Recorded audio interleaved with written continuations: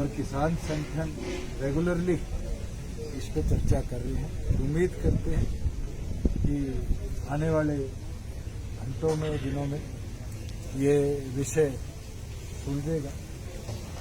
प्रदेश सरकार की ओर से मैंने पहले दिन भी कहा था कि जब तक हम गवर्नमेंट में हैं, किसान के एक एक दाने की एमएसपी हम एश्योर करने का काम करेंगे। हरियाणा के विपक्षी दलों के नेता से रणदीप सुरजेवाला है, भूपेंद्र हुड्डा है, शैलजा है, वो ये कह रहे हैं कि कुर्सी प्यारी है दुष्यंत चौटाला को या किसान प्यारा है, ये स्पष्ट करें, क्योंकि गठबंधन के भरोसे सरकार चल रही है।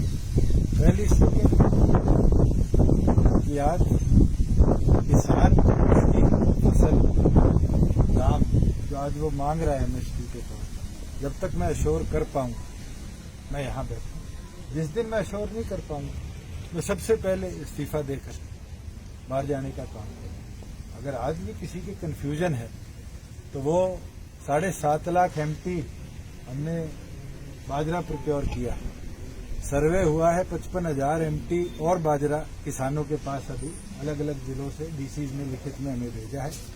उसको भी हमने कल क्लियरेंस दे दी कि हम प्रोक्योर करेंगे जी। आज इतिहास के अंदर इतनी बड़ी मात्रा में कभी बाजरे की प्रोक्योरमेंट नहीं हुई। स्टेट की बाजरे की कंजम्पशन 75,000 एमटी, फिर भी हमारी एजेंसी ने चाहे बाजरा हो, नरमा हो, दाल हो, मक्का हो, मूंगफली हो, चावल को छोड़ के ये सारी चीजें भी प्रोक्योर करने का काम किया है।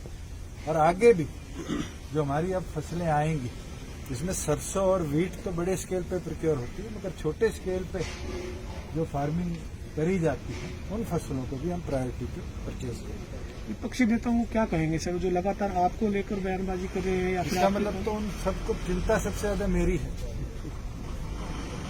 और मैं ये चीज पहले दिन से कह चुका कि अगर मैं एमएसपी दिलवा सकता हूं, फार्मर को एश्योर कर सकता हूं, तभी मैं यहाँ हूं। चौधरी देवीलाल जी ये कहा करते थे, किसान की बात सरकार तभी सुनती है जब किसान की हिस्सेदारी सरकार में। और आज उनकी बात रखना, चाहे वो केंद्र सरकार से रेगुलरली इन टच होने की बात है, हमारी पार्टी हम भी कर रहे हैं, सरकार मिलकर प्रदेश की तरफ से भी सुझाव केंद्र को निरंतर दे रही है। और उम्मीद करते हैं कि ये स्टैंड ऑफ जो है जल्द से जल्द समाप्त। आखिर जिस तरह से केंद्र की ओर से लगातार अमेंडमेंट्स भी की गई है और लगातार वार्ता भी की गई है, क्या समझते हैं लगातार मेरे समझने से आज फैसले निर्णय हुए। हम सुझाव दे सकते हैं, हमारी ओर से भी टेलीफोनिकली तीनों मंत्री जो कमेटी में थे उनसे भी मेरी चर्चा हुई, और भी नेताओं से चर्चा हुई है जो इस पूरे प्रोसेस को रेगुलर मॉनिटर कर रहे हैं। हमने अपनी ओर से भी सुझाव दिए हैं, फार्मिंग यूनियंस के जो लोग बैठे हैं उनने भी अपनी ओर से सुझाव दिए हैं, केंद्र ने भी बारी बारी बुलाकर उनसे चर्चा करी है। और मुझे पूरा विश्वास है कि जल्द फार्मर जिस बात को समझेंगे, जो उनके बेनिफिट की चीजें हैं उनको रिटर्न में अगर केंद्र सरकार देने को तैयार है तो मुझे लगता है कि ये उनके संघर्ष की जीत है। दुष्यंत जी, आप खुद किसान नेता हैं, किसान परिवार से आप आते हैं, आप बार बार आप लोग कहते हैं, तो जो किसान आवाज उठा रहे हैं इस कानून को लेकर, क्या आपको भी लगता है कि जो आवाज है वो उठा रहे हैं, जो बदलाव की वो उम्मीद कर रहे हैं, बदलाव चाहते हैं, वाकई में वो सबसे बड़ी मांग और सबसे पहली मांग इस पूरे मूवमेंट की ये थी कि इसके अंदर चौथी चीज ऐड करी जाए जो एमएसपी की।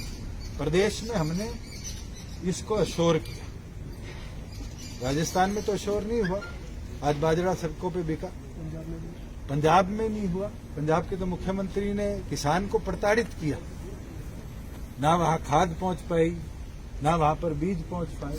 आज पंजाब का किसान इसलिए भी एग्रेसिव है कि पंजाब की सरकार ने प्लान्ड तरीके से जो सोइंग सीजन था, प्रोक्योरमेंट सीजन था, इसके अंदर फार्मर को प्रताड़ित किया। हरियाणा के अंदर तो हमने वो व्यवस्था बनाई और बेहतरीन तरीके से बनाई। आगे भी आप देखेंगे गेहूं की जब खरीद होगी तो और बेहतर तरीके से इसको हम करेंगे। एमएसपी की जहां बात थी, मुझे लगता है डॉक्टर अजय सिंह चौटाला जी ने सबसे पहले इस पूरी मूवमेंट के अंदर ये कहा था कि केंद्र उसको अश्योर करे, और केंद्र ने, बड़ी खुशी की बात है कि कल रिटर्न में दिया है।